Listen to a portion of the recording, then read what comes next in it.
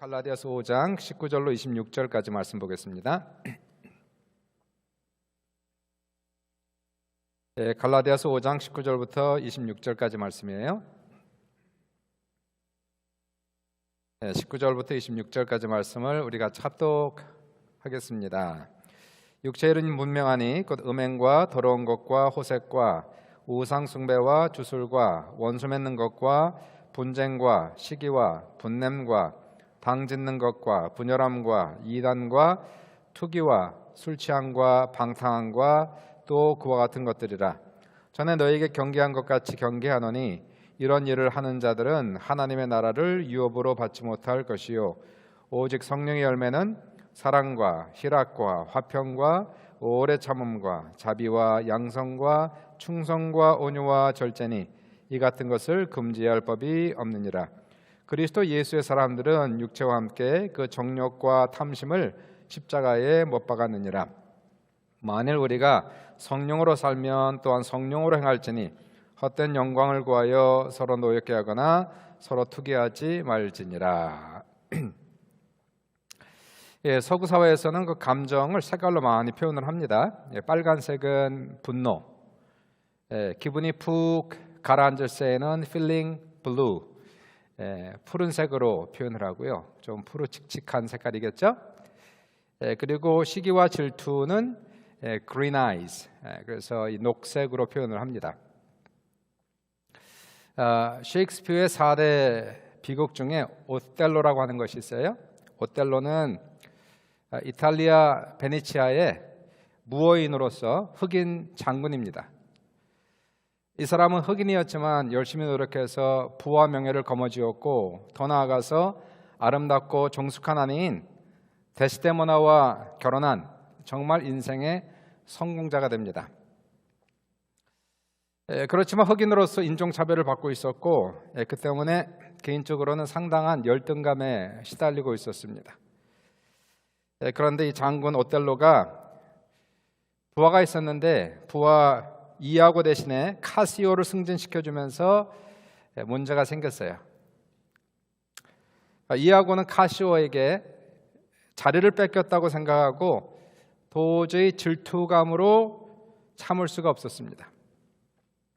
그래서 오텔로 장군에게 그의 아내 데스데모나가 카시오와 내연의 정을 청하고 있다고 그렇게 넌지시 얘기를 던져요. 오텔로는 처음에는 내 아내가 그럴 수 없다고 말했는데 점점 의심이 들어가죠. 그때 이아고가 오텔로에게 이런 말을 남깁니다. 조심하십시오. 나의 주인이시여. 질투의 마음을. 질투는 자기의 먹이를 조종하고 집어삼키는 녹색 눈을 가진 괴물입니다. 이렇게 얘기해요. 그래서 오늘 제목이 질투, 녹색 눈을 가진 괴물이 됩니다. 질투심으로 바라보는 눈, 그 눈은 녹색 눈이고 사람의 눈이 아니라 괴물의 눈이라는 거예요. 오텔로는 자신이 흑인이라는 열등감, 그 열등감이 자극되면서 결국 이아고의 말을 믿게 돼요. 그리고 의처증에 시달리고 아내를 향한 질투감으로 견디질 못합니다. 결국 이 사람은 질투의 포로가 되어서 어느 날 저녁 자신의 정숙한 아내의 목을 졸라서 죽이죠. 나중에 진실은 밝혀졌지만 이미 오텔로가 아내를 죽인 이후였습니다. 이런 비극을 통탄하면서 죽은 아내 옆에서 자신의 목에 오텔로는 칼을 꽂고 자살합니다. 그래서 질투는 녹색 눈을 가진 괴물이라 그때부터는 그렇게 얘기하는 거예요. 오늘 본문을 보시면 본문에 여러 가지 죄악이 나오는데 육체 일을 얘기하는데 다 한 가지씩을 얘기하는데요. 3번 반복하면서 나오는 단어가 있어요.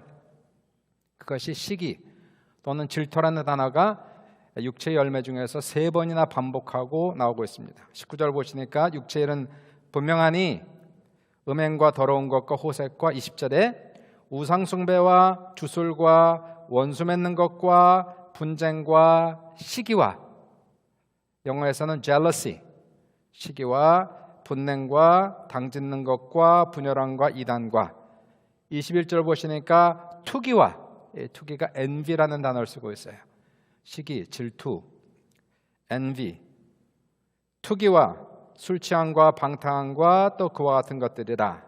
26절을 또 보시니까 헛된 영광을 구하여 서로 노엽게 하거나 서로 투기하지 말지니라 라고 하면서 이 envy, jealous라는 단어가 이 본문에서 3번씩이나 반복되고 있습니다. 시기와 질투는 비슷한 뜻을 가진 심리적 용어가 되겠고요. 이것은 모든 인간에게 존재하는 감정으로서 그냥 놔두면, 방치해두면 자신과 그리고 주변에 있는 사람들에게 큰 해악을 끼치는, 공동체를 파괴하는 감정이 시기와 질투라는 감정이 되는 거예요. 감정 중에서 가장 독성이 심한 감정, 그것이 바로 시기심, 질투심이 됩니다. 그래서 잠언서 14장 30절에서 평온한 마음은 육신의 생명이나 시기는 뼈를 썩게 한다라고 얘기하고 있어요. 그러므로 시기와 질투의 감정이 내 안에 싹이 틀 때에 그때 이것을 빨리 분별하고 초기에 잘라내야 한다는 사실이에요. 시기 질투의 마음, 어떤 마음일까요? 첫째, 2가지만 보겠습니다. 시기 질투의 마음은 무엇인가? 스스로 성찰하고 발견해야 되니까. 시기 질투의 마음의 첫 번째는, 시기란 envy라고 하는 것은 다른 사람을 부러워하는 마음이에요. 그것을 envious, envy한다, I envy you 이렇게 얘기하죠. 부럽다는 거예요. 누군가를 바라보면서 그 사람이 가진 것, 그 사람이 성취한 것을 부러워하는 마음, 이것이 시기와 질투의 초기적 상태다 이렇게 보고 있습니다. 참 저 사람 참 좋겠다. 저 사람 행복하겠다. 나도 저렇게 됐으면 좋겠다. 이게 아주 이너센트한 것 같은데, 순수한 마음 같은데, 아무런 문제가 없는 것 같은데, 이러한 마음이 과연 나쁜 걸까요? 일반적으로 우리가 세상에서는 누군가를 부러워하는 마음을 죄라고 생각하지 않아요. 그래서 이러한 마음을 가져도 마음을 놓고 이러한 마음을 얼마든지 품고 사는 겁니다. 성경은 오늘 본문에도 얘기하지만 envy, jealousy, 누군가를 부러워하는 것, 이것이 바로 시기와 질투의 초기 현상이다라고 얘기하고 있어요. 누군가를 부러워하는 것 자체가 성경적으로 죄악이라고 성경은 명명하고 있는 것이에요. 오늘 본문에서도 시기와 질투를 육신의 열매, 영적인 것이 아니라 육신의 열매라고 규정하고 있고, 더 나아가서 잠언서를 보시면 부러워하지 말라는 것이 4번이나 나오고 있어요. 특별히 잠언서 23장 17절에 내 마음으로 죄인의 형통을 부러워하지 말고 항상 여호와를 경외하라 이렇게 얘기하고 있어요. 시편 73편을 보시면 73편은 아삽이 지은 시가 되는데, 이 사람은 죄인의 형통을 부러워하다가 큰 시험에 빠진 사람이었어요. 이분은 이렇게 고백을 합니다. 하나님이 참으로 이스라엘 중 마음이 정결한 자에게 선을 행하시나 나는 거의 넘어질 뻔하였고 나의 걸음이 미끄러질 뻔하였으니, 시험 들었다는 거예요. 신앙생활에 크게 시험 들었다는 거예요. 이는 내가 악인의 형통함을 보고 오만한 자를 질투하였음이로다. 그들은 죽을 때 고통이 없고 그 힘이 강건하며 사람들이 당하는 고난이 그들에게는 없고 사람들이 당하는 재앙도 그들에게는 없도다. 볼지어다 이들은 악인들일지라도 항상 평안하고 재물은 더욱 불안하도다. 그러면서 애탄하는 모습이 나와요. 나는 내 마음을 깨끗하게 하며 내 손을 씻어 무죄하다 한 것이 실로 헛되도다. 나는 종일 재난을 당하며 아침마다 징벌을 받았도다. 나는 신앙생활 열심히 잘하고 있는데 나는 이 모양 이 꼴이고, 저 사람은 죄인인데 잘 되고 있고, 그래서 16절에 내가 이를 생각한즉 그것이 내게 심한 고통이 되었더니 라고 얘기하고 있어요. 썩어가는 거죠. 누구를 부러워하다가 속이 상하는 거예요. 시기 질투 부러워하는 마음이 죄가 되는 것은 왜 죄가 될까요? 부러워하는 것은 왜 죄가 될까요? 그것은 다른 사람과 비교하는 데서 오기 때문에 죄가 되는 거예요. 저 사람이 가진 것이 많아서 참 좋겠다라는 그 이면 속에는 내 마음이 우울하다는 거예요. 속이 상하다는 겁니다. 특히 아삽처럼 나는 열심히 정직하게 사는데 이거밖에 되지 않고 내가 생각하기엔 나보다 못하다고 생각하는 사람이 형통한 것을 보면 부러운 거예요. 그리고 속이 상하고 괴로워하는 겁니다. 열등감, 속상함, 자기 연민 이런 것들이 밀려들어와 고통스럽다라고 얘기하고 있어요. 이거는 육신의 열매입니다. 어떤 사람은 부러워하는 마음을 긍정적으로 보는 사람도 있어요. 그런 마음이 있어야 동기부여가 되고 또 그 사람과 경쟁해야 내가 노력하게 되고 그래서 성공한다면 그러한 마음은 긍정적인 마음이 아니겠는가. 그러나 성경은 결코 그렇게 가르치지 않습니다. 그건 세상 심리학에서 가르치는 것이고 성경에서는 결코 그렇게 가르치지 않고 있어요. 전도 4장 4절을 보시면 현대인의 성경으로 올라갈 텐데 전도 4장 4절에 전도자가 이런 고백을 드리고 있어요. 나는 또 사람들이 열심히 일하며 성공하고자 하는 동기가 자기 이웃에 대한 시기 때문인 줄을 알았다. 이것 역시 헛되고 바람을 잡으려고 하는 것 같은 것이라. 어떤 사람은 인생에서 열심히 살고 성취하고 성공하는 동기가 어떤 사람이 가지고 있는 것을 갖고 싶어서, 어떤 사람이 성취한 것을 성취하고 싶어서, 남도 잘 사니까 나도 잘 살아야 하기 때문에, 남도 좋은 차를 타니까 나도 좋은 차를 타야 하기 때문에, 그래서 바쁘게 사는 거예요. 열심히 사는 거예요. 성공하는 거예요. 그러다 보니까 성공도 합니다. 성취도 합니다. 그러나 전도서 기자는 이것은 바람을 잡는 것과 같도다라고 얘기하고 있어요. 막상 가졌는데 마음의 평화가 없는 겁니다. 많은 것을 소유해도 행복이 없는 겁니다. 여전히 내 영혼은 배가 고픈 거예요. 차질 않는 거예요. 기형도 시인이 쓴 질투는 나의 힘이라는 시를 발견했어요. 이 사람은 저하고 같은 해 태어났더라고요. 29세에 죽었는데 신앙은 없는 것 같습니다. 세상 사람인 것 같아요. 이 사람이 쓴 시가 질투는 나의 힘. 이 시에서 그는 자신의 젊었던 시절을 후회하고 있어요. 이렇게 쓰고 있습니다. 나는 오랜 세월이 흐른 뒤에야 그제야 우리는 젊음을 돌아봅니다. 부끄러움에 회한에 숨을 쉬며 그렇게 젊음을 돌아봅니다. 자신만의 희망뿐 아니라 자기 연민과 열등감과 절망이 함께하던 젊은 시절입니다. 그 역동의 젊음을 헤어나가던 동력은 어쩌면 질투의 힘이었을지도요. 기성세대에 대한 질투와 달리는 자들에 대한 질투와 가진 자들에 대한 질투와 완성된 사랑에 대한 질투와 하늘 아래 희망에 대한 질투로 태워버린 나날들이었을지도요. 얼마나 헛된 삶이에요. 자신의 연민과 열등감, 이것을 질투의 힘으로 바꾸어서 살아간다면 얼마나 쓸데없는 부질없는 노력이냔 말이에요. 누군가를 이겨먹어야 되는, 누가 가진 것을 나도 가져야 되는 그러한 경쟁심에서 유발한 것이라면 이것은 신앙이 아닙니다.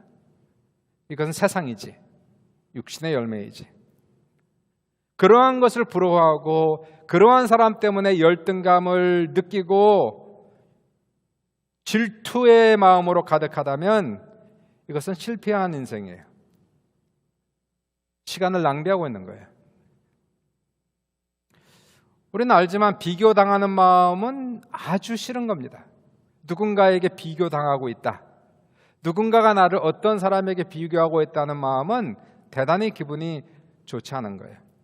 아내가 남편을 다른 남편과 비교를 하면서 깎아내리고, 남편은 다른 아내와 비교하면서 그 아내를 평가절하하고, 부모는 자신의 자식들을 다른 아이들과 비교하면서 구박하고, 그때 비교당하는 사람의 기분은 이거는 최악입니다. 씁쓸하고 화가 나고 상처가 되는 거예요. 누군가 비교한다는 것이 얼마나 잘못된 것인지, 하나님께서 사람들을 나름대로 독창 있는 모습으로 만들었는데 그것을 받아들이지를 못하고 있는 거예요. 모든 불행이 여기서 오고 있는 거예요. 이걸 알면서, 비교당하는 기분이 나쁘다는 걸 알면서 우리는 끊임없이 자기 자신을 또 다른 사람과 비교를 하고 있는 거예요. 거기에서 열등감을 느끼기도 하고 우월감을 느끼기도 하고, 얻지 못하면 시기와 질투가 생기기도 하고 경쟁심을 유발시키기도 하고, 그래서 싸워 이겨 그 사람이 가진 것을 내가 차지하기도 하고, 찾지 못할 땐 실망하기도 하고. 이거는 잘못 살고 있는 거예요. 심각한 문제와 오류에 빠져 있는 인생을 얘기하는 거예요. 갈라디아서 6장 3절 4절에 이것도 역시 현대인의 성경으로 번역을 해서 올렸어요. 사도 바울이 이렇게 얘기합니다. 아무것도 아니면서 대단한 사람이나 되는 것처럼 생각한다면 그것은 자기를 속이는 것입니다. 허영, 다 포장, 위장. 마음은 텅 비어 있는데, 열등감에 사로잡혀 있는데, 다른 것으로 포장해서 뭔가 된 것처럼 만들려고 하는 이 사람들의 공허한 심령을 얘기하고 있어요. 그리고 얘기합니다. 각자 자기 행위를 살피십시오. 그러면 남과 비교하지 않고도, 중요한 표현이에요, 남과 비교하지 않고도 자기 자신이 한 일을 자랑스럽게 여길 수 있을 것입니다. 이게 중요한 거예요. 스스로 하나님 앞에서 자부심을 가질 수 있는 것, 비교하지 않고 누군가 경쟁하지 않고 하나님 앞에서 감사할 수 있는 것, 자랑할 수 있는 것, 자부심을 가질 수 있는 것, 이것이 바로 올바른 신앙생활을 얘기하고 있어요. 정말 영적인 사람은 다른 사람과 비교하고 경쟁함으로써 발전하지 않아요. 그건 세상이 하는 일이에요. 이겨먹으려고 하지 않습니다.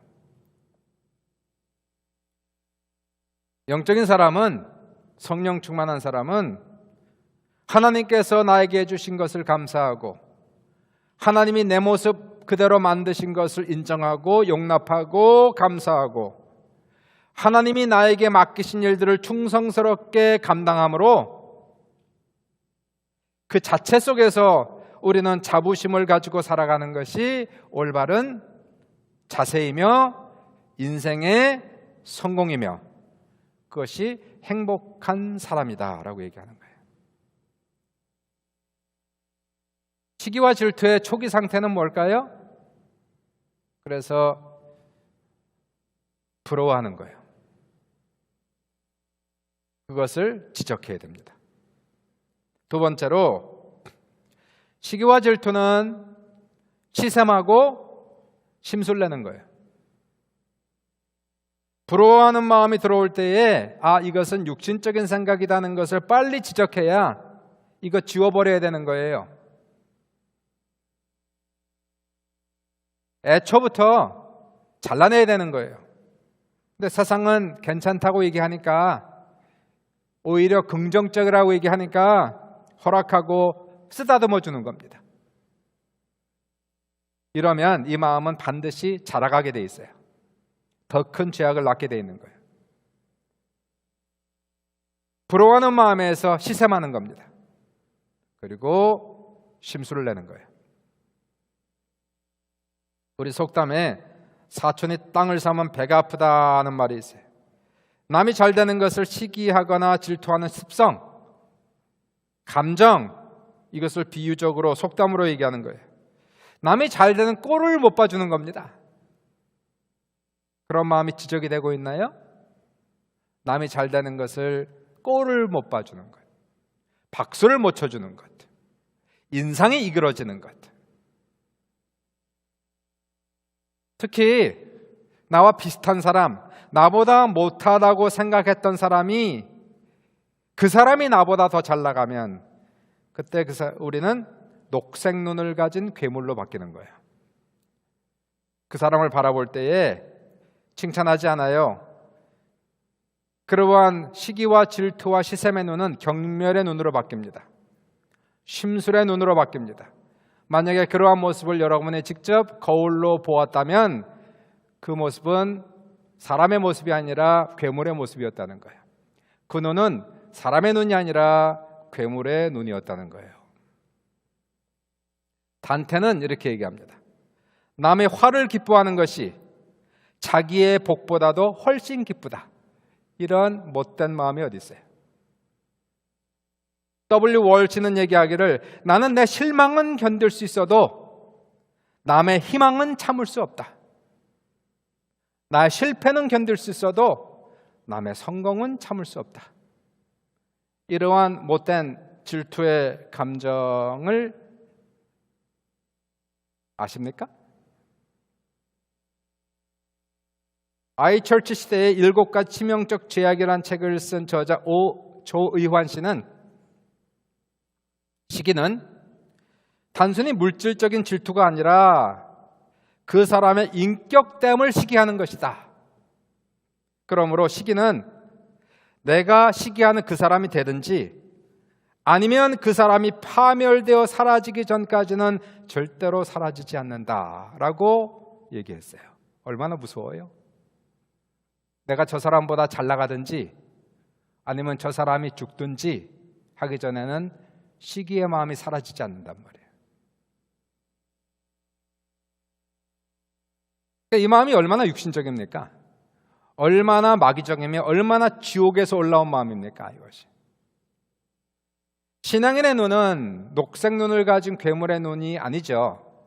신앙인의 눈은 비둘기처럼 순결한 눈을 갖고 하나님을 바라봐야 되는데 그러한 눈이 예배드릴 때는 하나님을 바라보며 찬양하며 순수한 눈이 호련히 시기질투의 마음에 사로잡히면 그 대상자를 향해서 녹색 눈을 가진 괴물처럼 부글부글 끓어오르는 감정으로 사람을 바라본다는 거예요.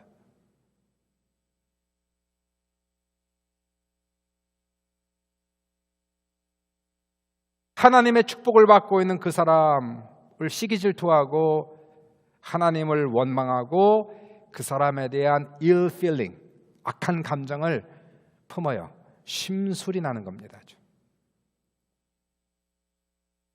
자, 이쯤 왔으면은 이거는 아주 심각한 상태거든요. 그럼 여기에서는 진짜 브레이크를 밟아야 됩니다. 그런데 여기에서 브레이크를 밟지 않고 놔두면 그러한 마음이 행동으로 가는 거예요. 이유 없이 사람을 악평을 합니다. 인터넷에 악플을 답니다. 내가 먹지 못하면 너도 먹지 못한다고 다 된 밥에 재를 뿌리고 깽판을 놓습니다. 내가 올라가지 못하면 너도 끌어내린다라고 얘기하고 함정을 만들어 빠뜨리거나 일방적인 험담과 소문을 퍼뜨리거나 중상모략으로 화살을 쏘아 그 사람에게 치명적인 상처를 입히거나 사회적으로 고립을 시켜버려요. 무섭죠? 시기질투예요. 시기질투는 인간의 역사만큼이나 오래된 감정이 시기질투예요. 인간의 최초의 죄악이 교만이라면 교만이 낳은 첫째 아들이 시기질투예요.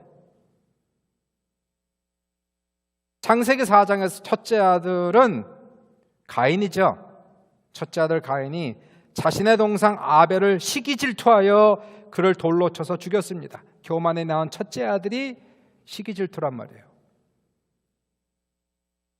창세기 37장에서 요셉의 형들은 아버지의 편애를 받는 요셉을 시기질투하여 자신의 친동생을 발가벗겨서 종으로 팔아먹었어요. 그리고 아버지에게는 요셉이 죽었다고 거짓말해서 수십 년 동안 집안의 우환이 가득했습니다. 수십 년 동안.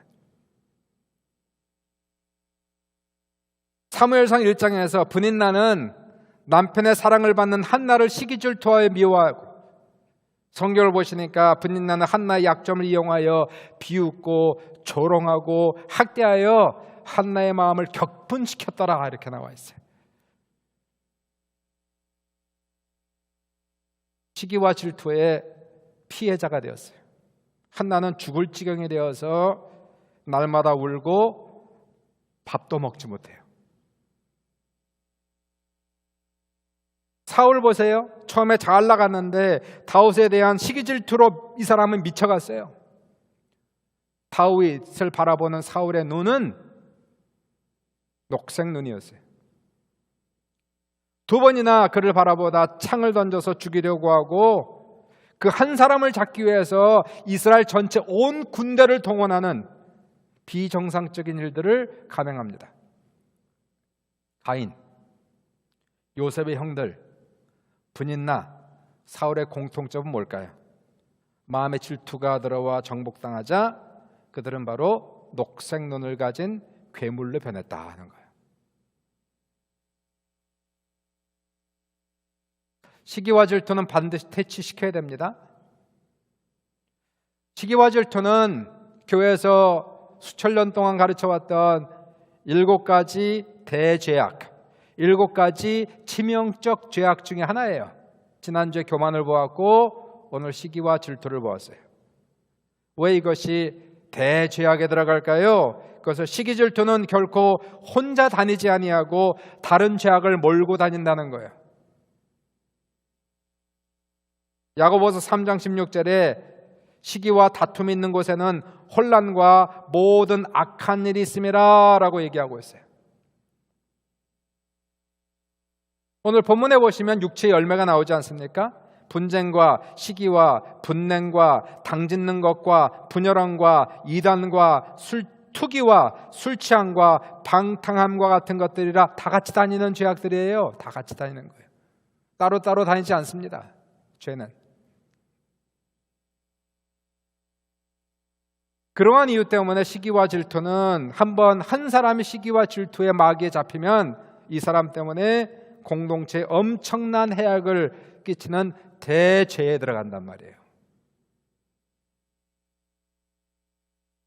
더 나아가서 우리가 알고 있는 가장 큰 계명은 사랑입니다. 내 이웃을 내 몸처럼 사랑하라 라고 얘기하고 있는데, 질투와 사랑은 절대로 공존할 수가 없어요.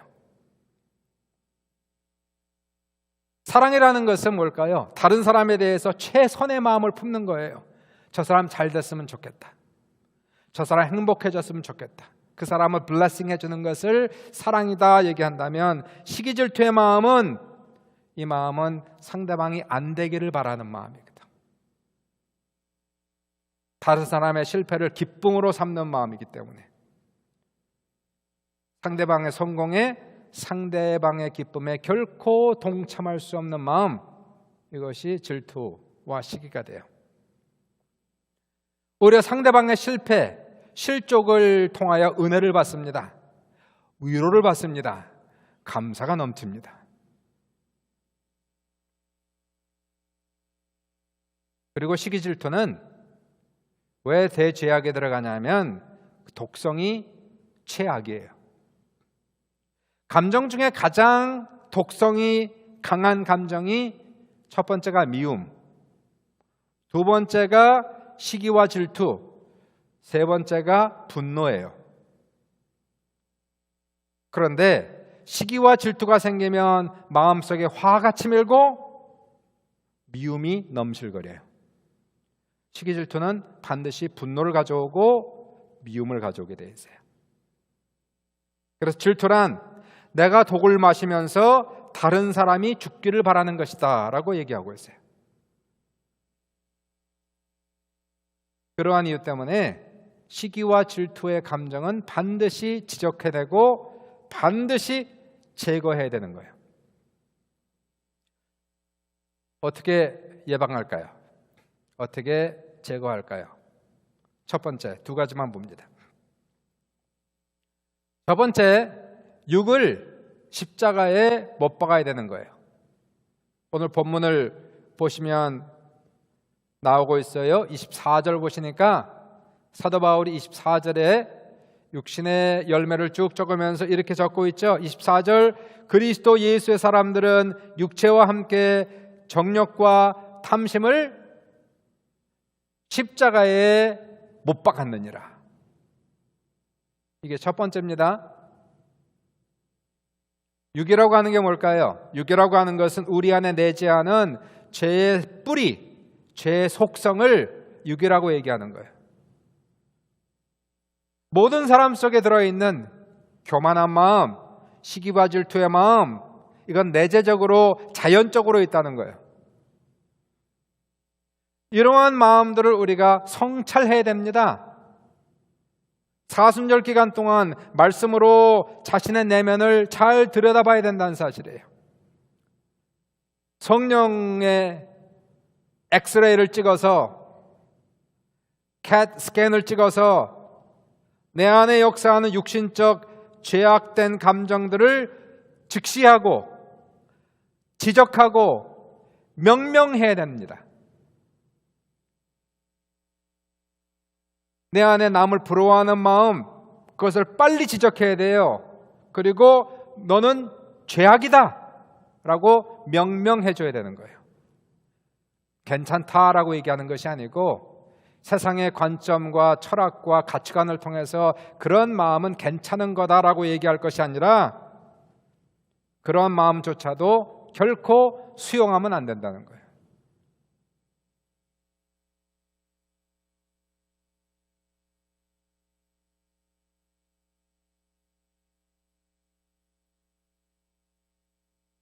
남을 부러워하면 내 안에 자긍심이 떨어져요. 그리고 feeling blue, 마음이 푹 가라앉아요. 이 상태는요, 암으로 얘기하자면 초기 상태, 1, 2 상태입니다.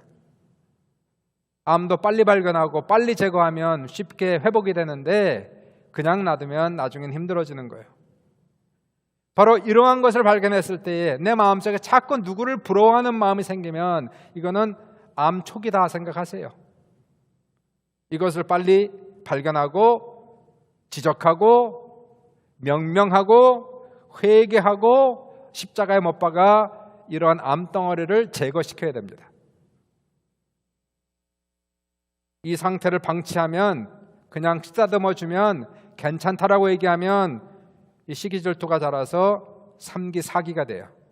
그래서 시샘이 나고 심술이 나기 시작하는 거예요.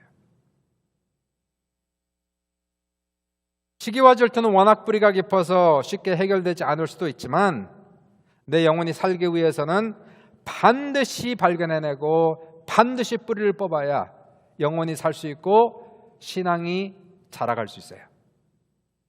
두 번째로 따라해 보세요. 중요합니다. 건강한 자화상을 가져야 됩니다. 여러분, 오텔로가 시기와 질투의 함정에 빠진 이유가 무엇이었습니까?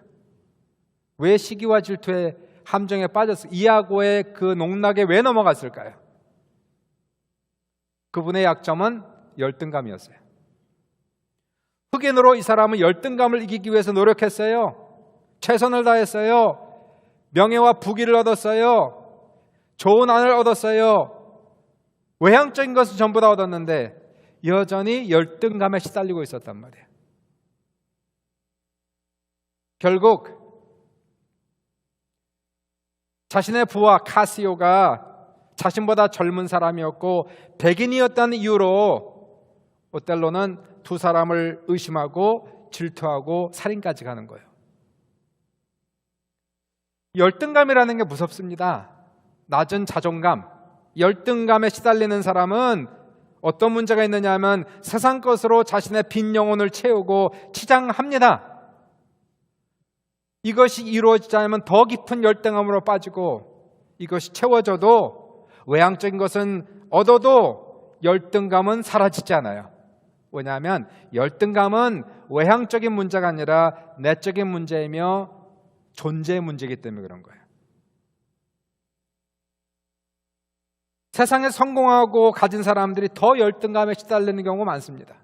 없는 사람이 아니라 잘 나가요. 다 얻었어요. 근데 여전히 시기 질투가 많아요. 여전히 경쟁심이 많아요. 뭐가 문제일까요? 낮은 자존감, 열등감에 시달리고 있는 거예요. 누군가를 이겨야 되는 열등감과 낮은 자존감은 세상 것으로 결코 해결이 안 됩니다. 존재 문제이기 때문에. 이것은 내가 얼마나 가치 있는 존재이며 내가 얼마나 사랑받는 존재임을 알 때야 열등감이 해소되는 거예요. 아이들도 그렇고 어른도 마찬가지입니다. 시편 23편 1절에 이렇게 얘기하고 있어요. 여러분은 잘 아시는 말씀. 여호와는 나의 목자시니 내게 뭐가 없도다? 부족함이 없으리로다. 믿으시면 아멘 합시다. 물어볼게요. 여러분 정말 부족함이 없으세요? 돈도 충분히 있는 겁니까? 건강하고 자녀도 잘 되고 행복하십니까? 아니잖아요. 돈도 더 있었으면 좋겠죠. 이것도 됐으면 좋겠죠. 저것도 됐으면 좋겠죠. 부족함이 많은 거예요. 우리는 뭔가 여호와는 나의 목자시지만 내게 부족함이 많도다. 근데 다윗은 그렇게 고백하지 않고 있어요. 여호와는 나의 목자시니 내게 부족함이 없으리로다. 이 고백은 다윗이 왕이 된 다음에 쓴 시가 아니라 광야에서 사울을 피하여 도망가면서 이 시를 쓰고 있어요. 여호와는 나의 목자시니 내게 부족함이 없으리로다. 세상의 기준과 세상의 가치관으로 행복의 점수를 매기면 항상 부족하지요. 나보다 더 잘난 사람이 있고 더 잘 나가는 사람이 있고 더 부러운 사람이 항상 있는 거예요. 그러니까 나는 비교하면 주눅 들고 비교하면 속상하고. 다윗이 얘기하는 이 고백, 여호와는 나의 목자시니 내게 부족함이 없으리로다는 이것은 어디서 나왔을까요? 그것은 가치관의 변화에서 나온 거예요. 세상의 가치관이 아닌 하나님의 가치관으로 보니까 이런 고백이 비로소 나왔단 말이에요. 내가 얼마나 하나님의 사랑을 받고 있는지, 내가 얼마나 하나님 앞에 귀한 사람인지를 자각하니까, 아, 그렇구나. 여호와가 나의 목자시니 내게 부족함이 없구나. 누구와 비교할 필요가 없어요. 못난 사람들이나 서로 비교하고 서로 비교를 당하는 겁니다. 못난 사람들이나 그렇게 하는 것이고 세상 사람들이나 하는 짓들이고요. 남과 비교하면서 우월감을 느끼기도 하고 남과 비교하면서 자괴감에 빠지기도 하는, 이것은 어리석은 신앙, 아주 못난 신앙을 지금 얘기하고 있어요. 우리는 하나님 안에서 모든 것을 소유한 사람인 것을 우리가 기억해야 되는 것이, 하나님께서 그 아들 예수 그리스도를 주시기까지 우리를 사랑한 이 온전한 사랑, 완전한 사랑을 내가 한 몸에 받았으며 예수가 나를 위해서 죽으시고 부활하시고 내가 그 예수를 믿음으로, 그 예수를 내가 의지함으로 예수님과 연합이 되어서 주님은 포도나무 되시고 나는 가지가 되었으니, 내가 그를 붙드는 것이 아니라 그분이 나를 붙들고 있으니 나는 주님 안에서 부족함이 없는 거죠. 주님이 나의 모든 것이 되어주시니, 내 안에 예수가 있으니 그분이 나의 의가 되시고 거룩함이 되시며, 그분이 나의 방패가 되시고 피난처가 되시고 나의 기쁨이 되시고 노래가 되시며 나의 빛이 되시고 생명이 되시고, 그분이 나의 사는 이유가 되시고 목적이 되시고 나의 상급이 되시고 기업이 되시고 천국이 되시고 나의 영생이 되시고, 다 있는 거예요. 다 가진 거예요. 주님을 가지면 다 가진 겁니다. 사도 바울은 그래서 빌립보 4장 11절부터 13절에 고백하기를, 내가 어떠한 형편에든지 나는 자족하기를 배웠노니, 이걸 배우란 말이에요. 자족하기를 배웠노니 비천에 처할 줄도 알고 풍부에 처할 줄도 알아. 모든 일, 곧 배부름과 배고픔과 풍부와 궁핍에도 처할 줄 아는 일체의 비결을 배웠노라. 내게 능력 주시는 자 안에서 내가 모든 것을 할 수 있다라고 고백하잖아요. 믿으려면 이렇게 믿어야 된단 말이에요. 제대로 믿어야 된단 말이에요. 예수가 내 인생의 모든 것에 대한 신앙을 가져야 된단 말이에요. 늘 고백하지만 내가 모든 것을 잃어도 주님을 얻으면 모든 것을 얻은 것이고, 내가 모든 것을 가져도 주님을 잃으면 모든 것을 잃은 것이다 라고 얘기할 수 있는, 주님 한 분이면 만족합니다, 주님 한 분이면 충분합니다, 주님 한 분이면 행복합니다라는 그러한 신앙을 가져야 우리는 비로소 건강한 자화상을 가질 수가 있는 거예요. 나는 이미 용서받았구나, 나는 이미 사랑받았구나, 나는 이미 존귀한 사람이 되었구나, 엄청난 높은 자존감과 자긍심을 가짐으로 더 이상 다른 사람과 비교할 필요가 없어요. 경쟁할 필요가 없어요. 뭐 하려고 쓸데없이 시간을 그런 데다가 허비하고 낭비합니까? 이 짧은 인생을.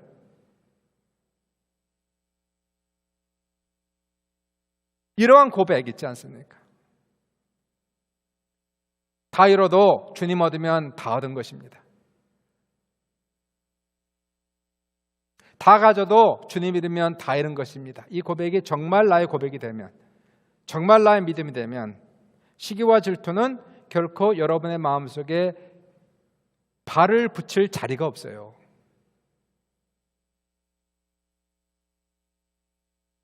결론을 내리면 시기와 질투는 7가지 치명적인 죄악, 7가지 대죄악, 7가지 근원적인 죄악, 7 deadly sins, 7 cardinal sins 이렇게 얘기하는 거예요. 그 이유는 이 마음을 품으면 결코 신앙은 자라가지 않습니다. 잘못하면 실족하고 구원을 잃어버립니다. 더 나아가 이러한 죄를 품으면 다른 죄들을 동원하여 공동체를 파괴하고 자신을 멸망시키기 때문에 죽음에 이르게 하는 죄악이라고 얘기하고 있는 거예요. 가볍게 볼 문제가 아니에요.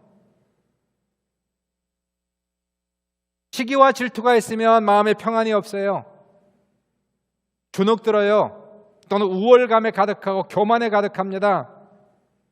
불행을 자초하는 죄악이며, 결국 이러한 눈을 가진 사람은 평상시에는 괜찮은데, 예배할 때는 비둘기의 눈을 가졌는데 시기와 질투의 마음을 가지고 사람을 바라볼 땐 초록색의 눈을 가진 괴물이 된단 말이에요. 신앙생활에 성공하려면 이거 빨리 직시해야 됩니다. 내 안에 성령을 통해서 스캔을 하시고 직시하고 지적하고 명명하고 고백하고 십자가에 못 박고, 그리고 정말 내 안에 건강한 자화상을 가져서 나는 이미 사랑받았다, 비교할 필요가 없다는 거예요. 하나님은 이미 나를 사랑하시고 영접하셨으며, 하나님이 나를 존귀하다 말씀하셨으며, 예수와 연합됨으로 예수 한 번이면 모든 것이 충분합니다, 행복합니다라는 진정한 고백을 드리면 더 이상 내 안에 열등감은 없어요. 있을 수가 없어요. 열등감이. 어떻게 열등감을 갖고 살아갑니까? 하나님의 자녀들이. 불가능한 마음이에요. 제대로 믿지 않으면 열등감이 생겨요. 또는 우월감이 생기는 거예요. 그러나 제대로 믿으면 열등감도 사라지고 우월감도 사라집니다. 하나님 안에서 사람과 비교하지 아니하고, 하나님 안에서 자긍심을 가지고 자부심을 가지고 하나님 앞에서 진정한 자랑심을 가지고 살아갈 수 있는 사람, 이것이 바로 건강한 자화상을 가진 사람들이다. 오늘도 우리가 이러한 마음을 가집시다. 우리의 죄를 십자가에 못 박고 건강한 자화상으로 승리하는 우리 귀한 모두가 될 수 있기를 주님의 이름으로 축원합니다.